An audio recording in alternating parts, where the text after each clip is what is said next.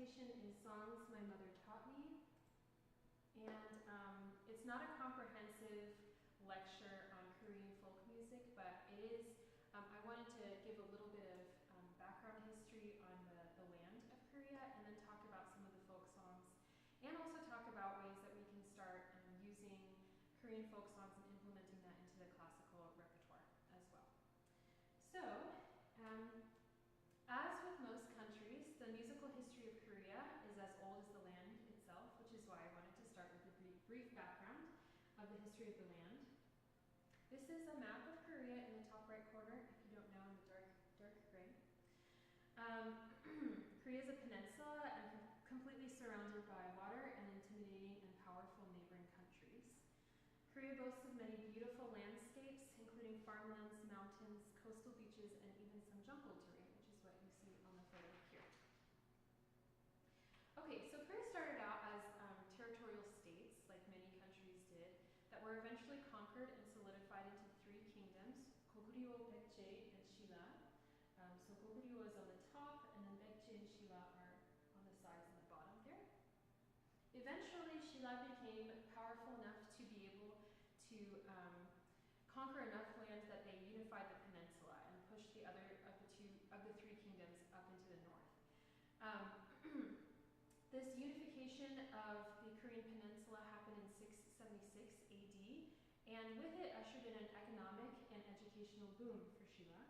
And trading between that country and China brought in a lot of craft and color and fabric to Korea. So as the Shilla kingdom began to decline, the remnants of Goguryeo and Baekje started to struggle to gain control. Eventually, Goguryeo won, and a new family, the Goryeo dynasty, succeeded in uniting the three kingdoms in 936 AD.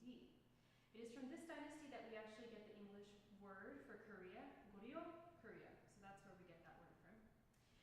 During the Goryeo period, Confucianism became the primary political ideology that permeated Korea to its core. A Confucian society values status as well as age and is highly patriarchal. The ideal family followed these three obediences of these three rules: daughters to obey their fathers, wives to their husbands, and mothers to their sons in later years. As Confucianism continued to work its way through Korean culture as the years progressed, they came up with this system called the Neo-Wobop set of rules based on Confucian ideology that basically prohibited even the most common interactions between men and women, even if they were married. I mean, there was a lot of rules around it. So as you can see, and women, when they tried to leave the home, they would have to wear a big hood or like a shawl to cover their face as a part of these rules. So yeah, so there's a lot of oppression that came into Korea due to Confucianism, both on the men and women side. So that's just the important part that happened through the Goryeo period. Okay, and then in the 14th century, Korea was facing much internal turmoil, and General Lee Seong-gi gained widespread popularity for his acts of bravery during war. He overthrew Goryeo and thus established the Joseon period, which would last until the early 20th century. So this is by far one of the longest periods of Korea. While it was not without war, Korean culture expanded greatly during this period of stability. In 1443 to 1446, the king created and developed the Hangul language, the Korean language, which is considered to be one of the most scientific and easy to learn writing systems in the world, which I think is really, really cool. Trade, science, and technology, education, and most importantly for our purposes here, arts, dance, literature, and music thrived during this period. Calligraphy and literature had always been a big part of the Korean culture, but with the creation of the Korean language, composition of verse and music expanded rapidly, and it's no surprise that a vast majority of the Korean folk songs that we have come from this period. In 1910, Imperial Japan invaded Korea, the Joseon dynasty, who by that time had changed their name to the Korean Empire, and successfully annexed Korea for 35 really long, hard years. Although Koreans continued to struggle under Japanese rule, the oppression was really very harsh, and the atrocities were constant and heavy. I won't get into it too much because that's a different lecture for a different day, but suffice it to say that the land was pillaged and raped, and any sense of nationalism was squashed, including the banning of the Korean language and the Korean national anthem. However, in 1945, at the end of World War II, Korea was liberated from Japanese occupation, and U.S. troops were sent to the southern half of Korea, while Soviet troops were sent to the northern half of Korea to help rebuild the country. So that's the top two photos that you can see, the Japanese occupation. And then on the far left is kind of the split between north and south, as it is today, but also as it was during that time. Only 5 years later, the new and communist country in the north, the Democratic, oh, I'm sorry, I need to be using this. Hello, I'm so sorry. Okay, only 5 years later, the new and communist country in the north, the Democratic People's Republic of Korea, marched to war on the Republic of Korea in the south. As you can see from the maps here in the bottom right-hand corner, in a matter of months, the whole peninsula was completely ravaged by both sides, which took a really difficult toll on the country. In 1953, an armistice was agreed upon and the 38th parallel reestablished as the border between these sister nations. And the borders have stayed constant and stable ever since. For reference on the 38th parallel, Kansas City sits on the 39th parallel. So in the state of Missouri, the 38th parallel is a little bit south of us. Kansas City sits right in that crook on the left. The left straight line right before it gets squiggly, that's where Kansas City is. So we're just a little bit north of that 38th parallel. Okay, so that's just a really brief history, but I hope it helps to inform us on the beauty as well as the pain that we hear in these stories and the music coming up. So, speaking of music, folk songs. Okay, so like in most cultures, Korean folk songs were passed down through the oral tradition, so they were sung to their daughters and their sons, and they sang them to their daughters and their sons and their families and neighbors, and that's how they got passed around. They were never really written down. So because of this, the songs multiplied and changed as they were passed from region to region. So you can imagine that that means defining a folk song and finding the origin of it can be particularly difficult. For example, the first song that I sang, Arirang, it literally, like no kidding, has thousands of variations on just that one song alone, and several dozen different versions on the idea and the words, using the words of Arirang. So how is it possible to date and to find the origin of those thousand songs? Like, it's impossible. So along with the location and the origin of these songs, there are many speculations as to how the genre itself came to be. Some scholars believe that all folk songs originated from lower class people, and that they started out as working songs that before they got passed around and developed into something more. Other scholars argue that based on the text that they find in some art song or folk songs that they believe were used for religious rituals or practices, and so they weren't initially working songs and not necessarily from the lower class. So yeah, there's just a lot of speculation. Nobody really knows where this genre came from. But despite not knowing much about the origins of folk songs, we can piece together some fluid guidelines to what makes a Korean folk song a Korean folk song. So we'll look at them musically, in performance practice, and intentionality. So musically speaking, the oldest of the folk songs were written in a loose 3/4. So like Arirang, one of the older songs, it was written in 3/4. That has morphed a lot over time, so most of the songs that I'm singing today are not in 3/4, but the oldest of them started in that sort of feeling.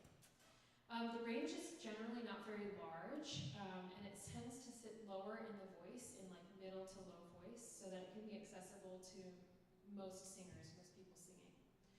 The instruments accompanying the singing were most often stringed instruments or a woodwind, and they were tuned in the pentatonic or 5-tone scale. So most of the songs have that pentatonic tonality. Even if you haven't heard of pentatonic before, you probably, that kind of sound is associated with a lot of Asian music, and so here's why. Because a lot of Asian music was written in the pentatonic scale. So For the most part, the vocal line was meant to act as another instrument, and for that reason, the vocal line often fits nicely in the harmony of what's being played. And the melodic material tends to try to mimic the instrument that it's accompanying. So, for example, we have the kayagam, which is one of the most popular traditional Korean instruments. Let's just give it a listen.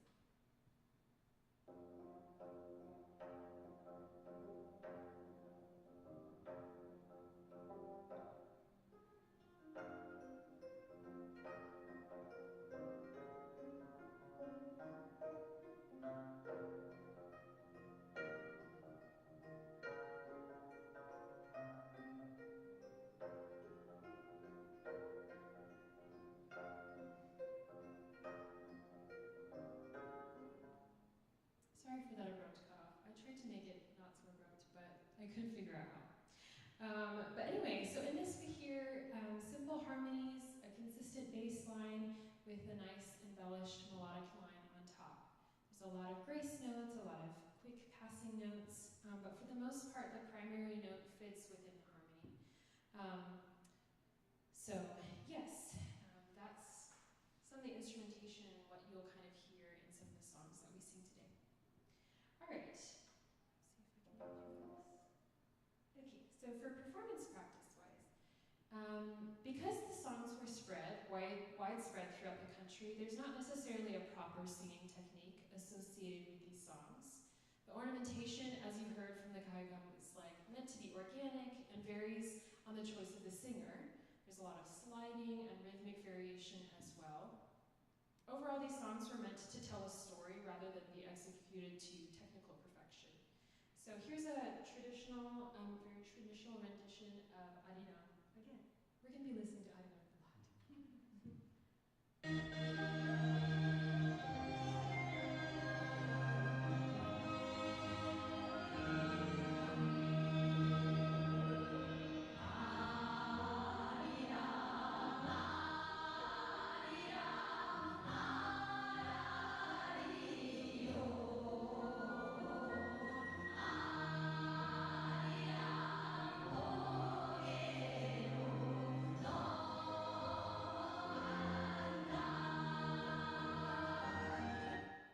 Again, another very abrupt cutoff, sorry. Okay, so as you can hear, the singing is simple, the ornamentation is casual. I mean, it kind of fits with whatever the next woman is singing next to you, but you just kind of make it up as you go. And it's comfortable and accessible. Their sound is also much more nasal and more like throat, chest voice singing, which is very traditional singing style in Korea. Okay, now we're going to listen to another example.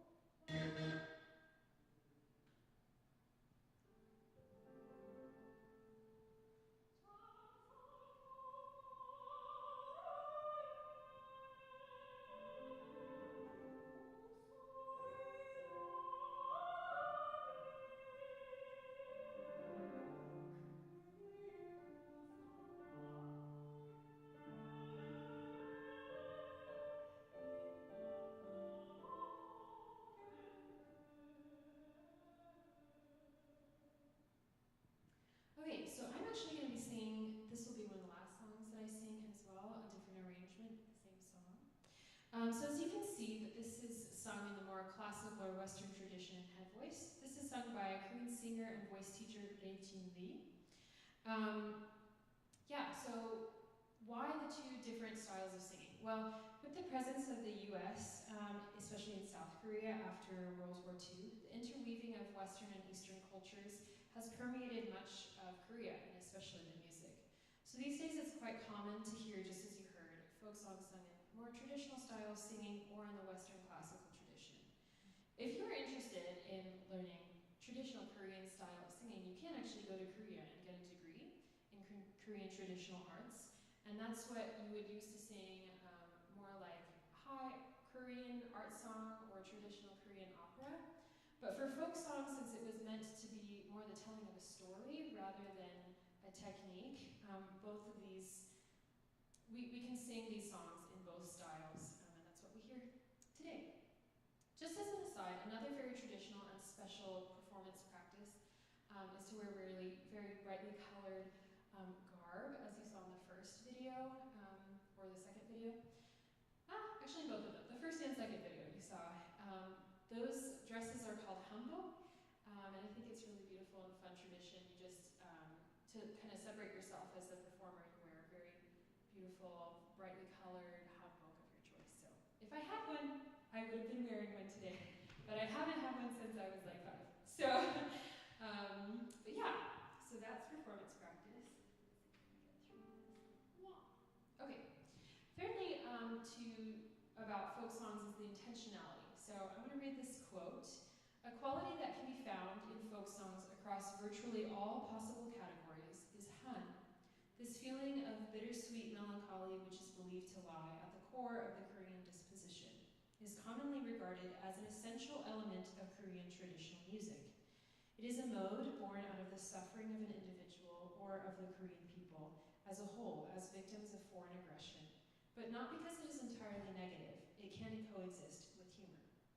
So this is taken from a book called Broken Voices, and in this book the author talks a lot about the origin of Korean folk song, and I took a lot of my research from him. So, but han is an emotion, and it runs deep in the DNA of every Korean person. Foreign aggression, Confucian ideology, and internal struggle, all of these play into the oppression and suffering of the Korean people. But among all the hardship, there is a humor, which I kind of think of as the incredible resilience of Korean people. Despite all the deep and generational sadness that this country has endured, they have endured it, and against all odds, they've learned to thrive. And that is han. It's something more felt than explained, and the best way that I know how is if you've ever watched a Korean drama. Who has watched a Korean drama here? Okay, a few people, great! So as you know, like at the end of every episode, they do that thing where they do a close-up of the shot and then it turns into a picture, and then they do a slideshow of like everything that's happened in that episode. And normally they play the same song at the end of every, episode, and even in like the funniest Korean dramas I feel like that I've watched, there's always a time at one of those points when that song starts playing that you've heard 1,000 times and you're like sick and tired of it, and then I just suddenly find myself weeping because the Korean people know how to interweave this like beauty and pain so deeply. It's so part of who they are. So yeah, that's my fun example. If you haven't watched one, I can recommend to you Crash Landing on You. This is not a promo, but I love it. And you can think of it as homework now, so educational purposes, hooray, found on Netflix. Okay, okay, moving on. So, yeah, so folk songs. What folk songs have I chosen? So, from my personal perusal and research, I have categorized folk songs into 4 categories. Battle songs, nationalistic or battle songs, work songs, songs about nature, or more poetic songs. Of these 4 categories, I'm singing songs from the last 3. The first category, battle songs, they tend to sit really low, and so I wasn't going to be able to do them justice. But they are repetitive, as you can imagine, call and response generally, and have a pretty strict rhythm. So those are like the more battle songs or nationalistic songs. Work songs. So I'm going to be singing one, Nongbuka, and work songs have kind of a similar vibe to battle songs. They're repetitive, call and response, and the rhythm is kind of is not always what you expect because it has to reflect the rhythm of the physical activity being done. So that's kind of a fun thing about work songs. What I'm singing is Nongbuga, is from this Chola region during the Joseon dynasty. And there are 2 verses, but kind of 3 parts. A lot of work songs can be kind of really repetitive and kind of boring and monotonous, but this one is pretty grand and kind of elegant. So the verses are would generally be sung by a leader, and then, as you can see here, there's like vocalese, awa, aha, that's sung by a group of people. So yeah, the 3 different sections. The 3rd section is notated by an indentation in the 2nd verse. So I'm going to be singing that now.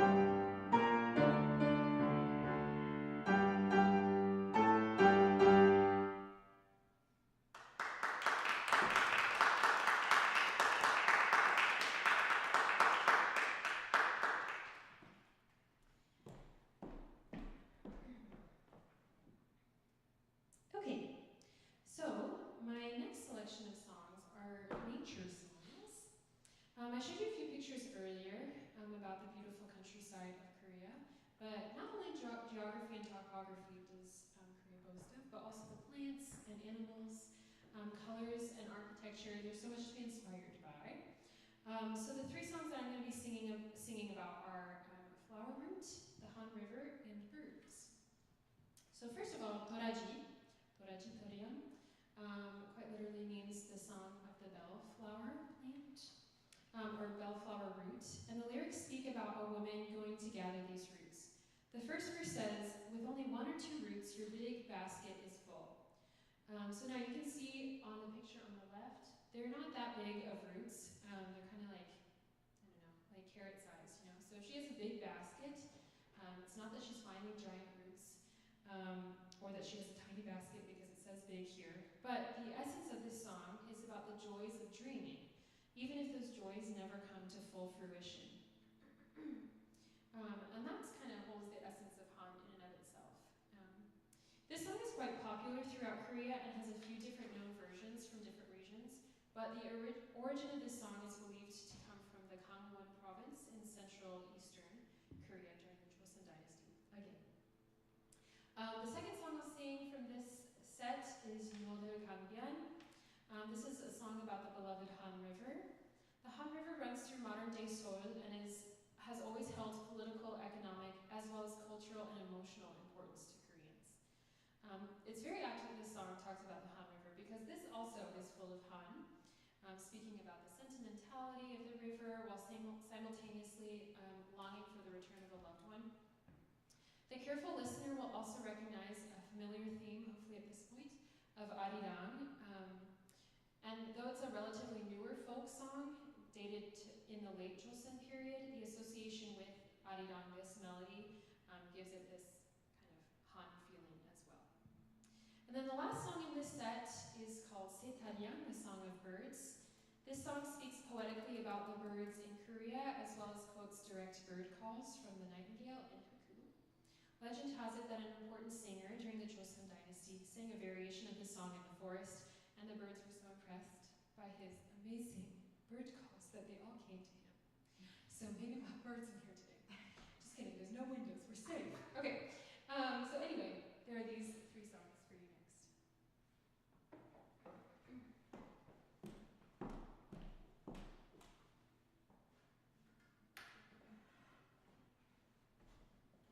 Oh, hold on, I'm sorry. It's gonna be a little clunky going back. Okay.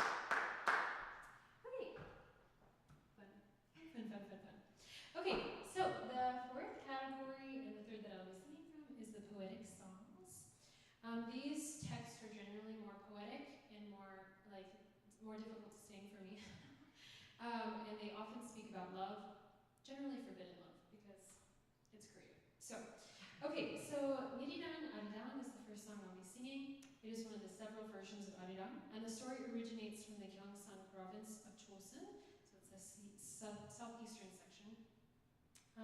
While the song is really super short, and the text is really ambiguous, look at me, as if you found a pretty flower in the cold winter. The story of this song is actually really, really tragic. So there once was a girl named Arang, and she was the only daughter of a magistrate in Miryang.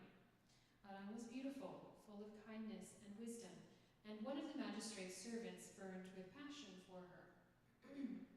One day, this servant was able to persuade one of Arang's ladies-in-waiting to encourage Arang to go on an evening stroll next to the beautiful river and field of flowers. Suddenly, the lady-in-waiting was gone, and this young man appeared and attempted to woo her. That's a really nice way of saying it. He attempted to woo her. When she refused, his passion immediately turned to hatred, and he drove a dagger through her heart. So, to honor Arang's refusal and nobility, the women of Miryang sing this song in her remembrance. The sound is kind of more aggressive than I was expecting it to be, but I think that it reflects the fine line of the passion, between passion and hatred. And then the refrain, which I'll sing twice for you, feels like a wail as the women mourn the loss of this beautiful flower of a woman. The second song, Gwang Han Lu, is Love Still, also still forbidden, a little less tragic. So Gwang Han Lu refers to a royal open-area entertainment center. Actually, this very picture, sorry that there's a line through the middle, but there it is. This picture, it was built in the early Joseon dynasty, and it's become a national treasure in Korea, and so they've had to rebuild it a few times when fires took it and things like that. But yeah, that's the actual place, and I think there's a movie that was filmed there, so it got really, really popular recently. But this is a Korean fairy tale, and like most fairy tales, the like original correct story is long gone, and there's many variations. So I asked my mom about it. She gave me a few variations herself and forgot about the first one she told me. But anyway, so this is the story from my mom that we know of. If you look it up later, it might tell you something different, but this is the one that she remembers. So, there once was a shepherd named Kyanu who fell in love with Jinya, a princess, while she was staying in Gwanghwalu. Because of their different statuses, the king forbade the love and separated the two lovers on opposite sides of the Milky Way, which is really, really drastic. Kyanu and Jinya were so overcome with sadness that a magpie took notice of them and had pity. So once a year, on July 7th, all the magpies gathered together to make a mythical magpie bridge, Ojakyo, that meets halfway between the couple in the sky. The two lovers walk on the heads of the birds, and when they finally reach each other, they embrace under the moon. So, really beautiful. And then the last song I will be singing is Mogam Potariam. This talks about the bustle of a seaport at Mogampo. Instead of talking about like all the craziness of the people getting off and on boats, of wares being exchanged, the music is very reminiscent of flowing water and of waves hitting the side of the boat, the rhythms of oars being pulled through the sea. And this song describes the intense longing of a person who is taking a boat to see their distant love on another shore. So, those are these songs that I'm sing for you now.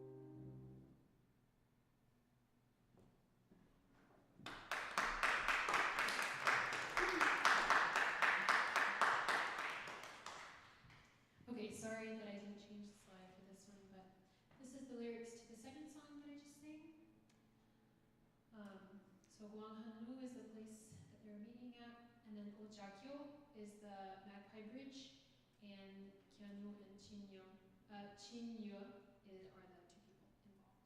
So there's that. Okay, oops. Okay, so the last song that I just sang for you is probably the favorite of all that I sang today. It's really, really sweet and simple, but I just feel so much emotion in it.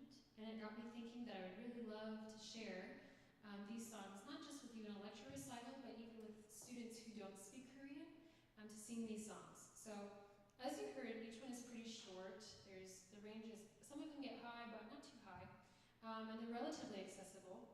So I think folk songs, these Korean folk songs, are a great place to introduce new repertoire into the classical tradition. This might seem like a difficult task, but by the end of my short little monologue here, this whole thing has been a monologue, but this short little section here, I hope I can change your mind. So the first challenge is obviously trying to find music. Surprisingly, there's actually a lot of arrangements of Korean art songs on newscore.com, but I took all these songs from this here book, Korean Folk Songs, written by the Korean Music Research Society, and I got this from our UMKC library, actually, so that's pretty cool.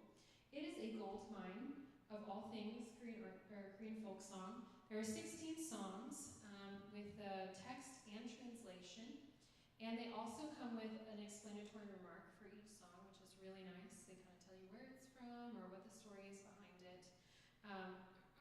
So a lot of my research was in this as well as outside research as well, but it's just really, really a very useful book. I will say, they also have transliteration of like an English transliteration underneath, so that's helpful. It's not perfect. It is not perfect. It's not bad, but it's not perfect. However, I think that, as previously mentioned, the Korean language is scientifically one of the easiest languages to learn. And to explain that, I want to teach you some right now. Exciting. Okay, so this symbol, tiget, is the same sound as d in the English language. You have to remember these. I'm only teaching you 3 consonants and 3 vowels, but by the end of that lesson, you'll know a fourth of the Korean alphabet, which is really cool, because there's 14 consonants and 10 vowels. Okay, anyway, tiget, d, right? Lil, okay, this one is actually kind of tricky. Why am I teaching you too? But it's good for you to know. Lil is a mix between an L and an R. If you try it out in your own mouth, the tongue hits in the same spot on the roof of your mouth. So they kind of have a mix of these 2 letters, which is why if you speak to a Korean person and they switch these 2 letters on you, have compassion. For them it's the same letter. They don't know they're doing it, okay? So, okay, so l, d, l. And then the third consonant is j. Hard J, j. Okay. Then for the vowels, we have o, we have a, and e. Okay. So, as a review, that's d, r, j, o, a, e. Korean is a highly phonetic language, so you can just put these sounds together. So if you have d, o, do, r, a, ra, j, i, ji, do, ra, ji, and that means the bellroot flower. That's the song that I sang earlier. So, look at you! How exciting! I didn't make you say it. Sorry, I should have made you say it. Say it! No, I'm just kidding. But anyway, yeah, so even with just like a 3-minute lesson, if you just study this slide, you could say this word. It does get more complicated. There are some like mixing of vowels and things, but it is phonetic, so you can sound your way through most of the Korean language, which I think is really, really cool. And then if you do IPA, the IPA, or International Phonetic Language, which is what a lot of us singers use, is pretty straightforward, doraji. So there's that. So that's a little mini Korean lesson for today. Also here at this school, we do have a Korean faculty member, Dr. Park, who I know would be more than willing to help out any students who want to learn a Korean song. So, excuse me. So anyway, repertoire, especially for younger undergrad students, can kind of get a little bit repetitive sometimes. Don't get me wrong, 24 art songs, Italian art songs and arias are definitely an important resource in teaching young singers. But I think that introducing these Korean folk songs into the repertoire gives students a chance to expand their musical ear, as well as learn some about the Eastern musical culture that we don't really get that much even at the grad school level. Diversity of repertoire not only broadens the horizon for many students, but also introduces more inclusivity to students of a different heritage and culture. So for those of you who are interested in learning more about these songs, teaching them to yourself or to a student, or if you're just interested in hearing these again, I have also made recordings of these songs and uploaded them onto YouTube so that you can hear them again if you so wish. I know for many musicians, especially young musicians, that accessible recordings is kind of can be a make it or break it to whether or not you can learn a song. So I think that just the more exposure and I wanted to provide that extra step of accessible listening. So I know that there are many ways that we have introduced diversity into the repertoire, so I'm not saying that like we haven't at all, but I'm just saying that this is a nice other way to add diversity, a great place to start. So in conclusion, I wanted to take a few minutes to talk about the history and the importance of this song, Arirang, that I sang at the beginning and that we've heard a few times throughout. If you didn't know before, and you haven't guessed by the title of this recital and by my stories, my mom is Korean.